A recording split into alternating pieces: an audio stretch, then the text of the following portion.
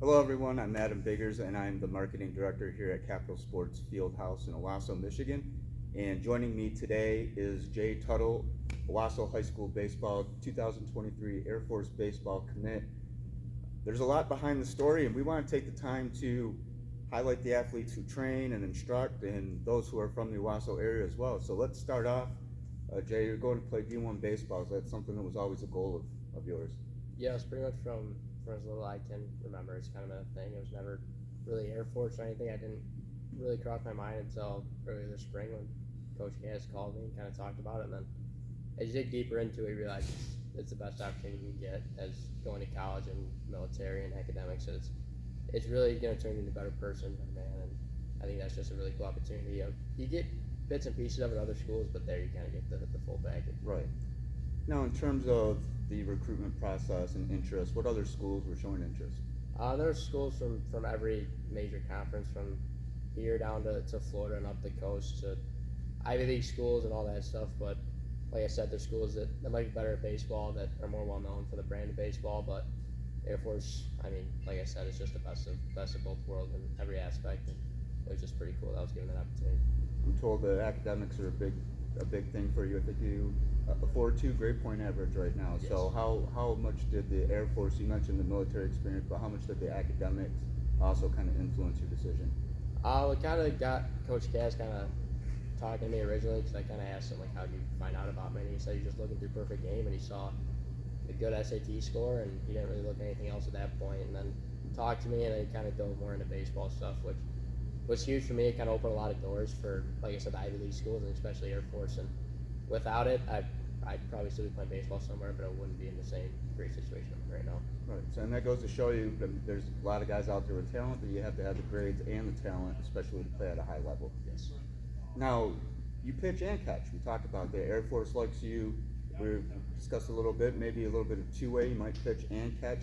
No real preference, but you do have a fastball, a heck of a fastball that's been low 90s, where you top out 93, 94 Yes, area. just around there. I mean, what is that like? Just being in high school, a lot of guys, myself included, you face good players. You know, especially with pitchers. Okay, this guy's going to pitch somewhere. I never faced anybody throwing 90s that I can remember in high school, and it's just the bar is getting set higher and higher. I mean, what is that as a high school guy being able to throw that fast? It kind of makes you pitch more because I mean I could throw a fastball many pitches and a lot of kids aren't going to be able to catch up to it at the high school level, but kind of force you to use your other pitches when you might not have to and kind of just a little bit harder to grow as a pitcher throwing that hard because you have to force yourself to throw your off-speed stuff and not just stick to the fastball because right now it works pretty well, but you really just have to tell yourself that I need to work on these pitches, I need to show I can throw these pitches. So you just got to focus on that and really force yourself, like I said, to kind of stray away from the fastball, even though it's always in your back pocket. What's in that bag of tricks other than the fastball? I'm trying to develop a little bit of a cutter, and then I go slider, curveball, changeup. So it's kind of working on the changeup a lot recently, and then the slider's kind of my out pitch. Well, having that sort of arm from behind the plate, obviously, that's going to give you an advantage. Going to make guys second base always getting stolen in high school baseball. That's almost a gimme. But I got to imagine the guys are probably thinking twice when you're behind the plate. I'd hope so. Yeah, I think it helps my pitchers out a little bit when they don't have to worry about the running game as much, and I think it helps us win more games because when guys get on first, they're probably going to stay on first if we can help it. So if it just kind of helps control the running game, keep guys at the minimal spaces, and then I think it gives pitchers confidence too to trust me and not have to worry about the guys running bases. Well, Jay is joining a short list. We went over this. We spoke last night. We spoke earlier.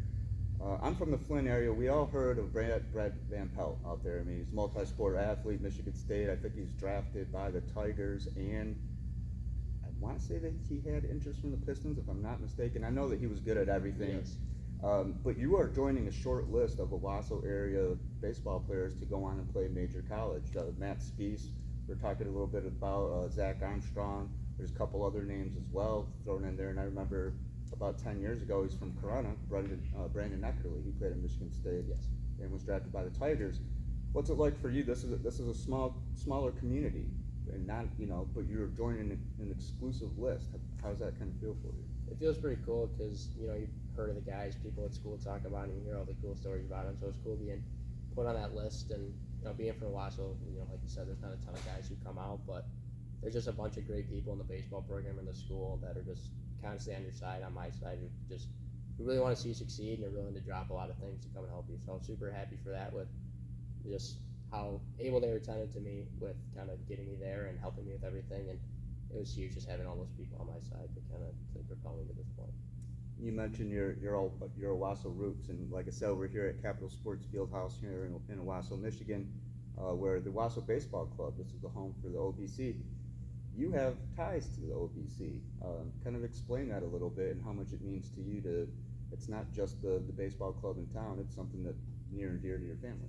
Yeah, so when I was probably 8 years old, we were traveling to Lansing, New Lothrop, all those places to play, and it kind of got to the point where it was just we didn't want to do that. We wanted to keep it more localized, because on those teams, there's kids from other schools that are going to schools. Those schools are having a lot of success in high school, and we wanted to have something like that here. So my dad kind of started a team, and we played in Flint at the Genesee Fieldhouse, and kind of got a lot of kids from Owosso to come together and play baseball. And if you look at the varsity teams from past years, there's a lot of kids from those teams that are on those teams that have been contributors to those teams. So, like I said, it was kind of something that my dad and mom saw a vision for and put it all together. And then from there, they kind of got to a point where it was able to be taken over and put on a bigger scale. And now it's very successful now. So it's cool to see that have something to do with how it started and then see how far it's progressed. And while Jay does not play for OBC, you are an instructor. So a lot of these, the younger players, they see your path that you're taking. Whether you know it or not, you're going to be a role model to those young guys. What's it like to be able to kind of, share your knowledge with the kids who came up in the same program that you did? I think it's pretty cool because I had people like that with me. One big family was the Clapcos. They had 2 catchers that went on to play college baseball, and we were pretty good family friends with them, and they helped me and did all that stuff with me and hit with me and threw with me and would do catching stuff with me. So being able to kind of put that more on younger kids and be able to give myself to them and help them in the way that other people help me is cool, to kind of return that favor and show them that, like, you're not from this big grand baseball school, you're not from this big town, but you can still make it and just have the same path that people from those schools have, and you're not at a disadvantage being from here. Right. It is. It's close knit. It seems like everyone out here, knows each other and is rooting for each other, especially within the Owosso Baseball Club and the Owosso Fast Pitch program too. I want to lighten it up a little bit, go a different direction. Since you are a pitcher and a catcher, is there a certain catcher you emulate your game after? Is there a certain pitcher that you really look at and say, hey, I want to be able to control a game like he does? Probably pretty generic answers, but catching wise, I like looking at Grim Util. It's just, catching or just receiving, throwing, blocking, he's the top of the MLB and all that stuff. So if you're going to look at a catcher, that's a guy I like to look at, and kind of, when I do catching stuff, I kind of base it off what he does, what I see him do. And then pitching wise, it's probably, again, a pretty generic answer is like Scherzer, DeGrom. Scherzer, just the bulldog, and the competitiveness is just like, it's pretty cool to see just how intense he is for a regular season game on a Monday or Tuesday. And then DeGrom being one of the best pitchers ever, probably the best pitcher in the MLB right now, and seeing how he does stuff and how hard he throws and do all that stuff is it's easy to see those guys and think, I want to do that, and easy to see what they do and try to emulate. So those are the guys I look at most. I know that you play basketball as well. So what's that off season? Because the spring you graduate, class of 2023. What's the basketball season is going to be starting soon. So what's that off season preparation and the balance between basketball and baseball? It's a lot of after practice stuff. Coach Arndt would come down here and throw with us. He had a team. I'd come practice with them in the winter, and it was after practice at 7 or 8, come down, do my stuff then, or if they didn't have practice, I'd go from the gym into the weight room after basketball and get all that stuff done for the day. But it's tough on your body. You really have to take care of your body, and I didn't do super well on that in the winter. I kind of got a little bit diminished a little bit, so that was kind of something that I'm going to look forward to kind of getting better at this year. But it's just a big balance of getting your stuff done first, and then you can kind of go and do the free time, the extra stuff like that. I've been told you're a big team guy as well, so obviously you are. And let me put some context to it. Before I really knew about Jay, I just knew of Jay as the kid from Owosso who threw in the 90s. But I know that you're a big team guy and not really out, for your attention. Who are some of the guys who have kind of helped you get to this point and describe kind of the mentality and chemistry of the Owosso High School team? First one I'll talk about is Coach Arndt. He's been huge through winter, summer stuff. He's on speed dial for me. I can text him and say, you want to go hit, you want to go throw. and it's pretty much a yes every time, and it's just super cool having him at my accessibility to that, and having this building here and Mr. Ryan doing all that and allowing me to use the facilities is really cool. To have that in town, have other people rooting for you, it's really cool and special. So, and then another one I want to reference is the varsity coach, Coach Moore, and how he's been a role model for me in a lot of assets. He's just really just puts himself before others. He puts himself out there and lets you gain stuff from him. He's gonna put the time in, the thought, and I mean, if you're gonna role model yourself after somebody, that's a good person to kind of look at. Other than yourself, are there a couple guys on the varsity team that people might need to know about heading into the spring? Yeah, so I'll talk about a few of our captains just from last year. Was with our shortstop this year's Corbin Thompson. He had a really good year last year, and it's going to be even better this year. So he had a big jump, and probably going to be another big jump this year. So he's going to be huge and probably the leadoff spot for us this year, and then holding down the middle. So he's going to be a big guy, and then Hugh Doyle, who is one of our other top pitchers. That's big hard thrower. He's a big kid. He can swing it, so he's going to be in the middle of the order, top of the pitching rotation. And then Zach Evon, he's going to be patrolling the outfield this year. He's quick. He can hit. You can throw him anywhere, and he's just athletic enough where he can go and do it. So I think those four guys who, captains last year, coming in as juniors, we all played together as sophomores. Obviously, our freshman season got called off, so we kind of came up to the program together, and it's cool seeing all of us still being big contributors and going into our senior year.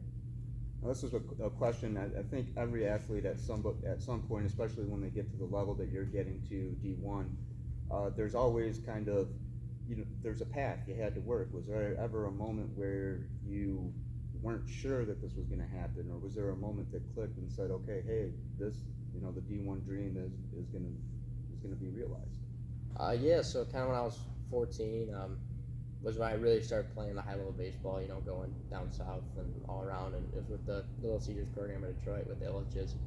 And we went down for the first term of the year in Atlanta at East Cobb, and it was just my first time at that stage. I'd done the, like the Myrtle Beach, the Cooperstown, stuff like that, but those are more like sign-up stuff, so you get some teams that aren't great there. But going to these big ones, you're going to be facing really good pitchers. I mean, there was a kid at 14 throwing 88. I mean, you see just guys that can really throw, and going down there, I had a really good tournament and just played my butt off and did really well. I think I put myself in a position after that to continue to keep moving up. And after that one, I got put in the rankings initially, and which, as little as rankings matter, it's name recognition. People know the name. It's kind of cool to get the connection with people. So it's just that was kind of a big moment where it was like, this could be real. I'm going on the bigger stage now, and I'm still playing at a high level. So that's when it kind of clicked with me that this could be something that comes to fruition.